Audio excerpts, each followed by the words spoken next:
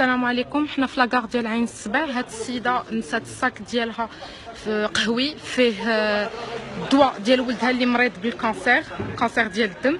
والله يجازيكم بخير، راه ما عندهاش الامكانيات باش تعاود تشري ان اوتر ميديكامون. دونك سي فو بلي سي فو بوفي بارطاجي لا فيديو، سي فو بوفي نو دوني دي كونتاكت ولا اتصلوا بنا مرحبا. انا غادي ندوز لكم السيده، هي غتشرح لكم لا سيتوياسيون كما هي. هكا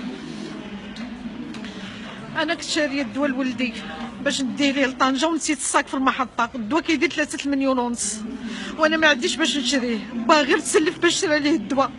واللي يجازيكم بخير اللي لقى هذا الصاك وفيه الدواء يجي يصيفطوا لي، راه فيه النمره، الورقه ديال السبيطار فاش تتبع النمره ديال الدوسي ديال 20 غش، راه فيه النمره التليفون ديال ولدي باش يردوا لي الدواء. الله يجازيكم بخير، رانا ربي اللي عان بيا. وكنطلب من الله المحسنين يعاونوني، راني ما عنديش ورباه غير تسلف، راه هو كيبكي ما قادرش يهضر معاكم، راه ربي اللي عان بيا. ها الاب ديالو راه كاين، الاب ديالو حاضر والاخت ديال الاب ديالو ها هما راهم كاينين، راه كلشي كتشوفوه. الله يجازيكم بخير. الا كتعرفوا شي محسنين اللي وقفوا معنا في هاد المحنه، راه الله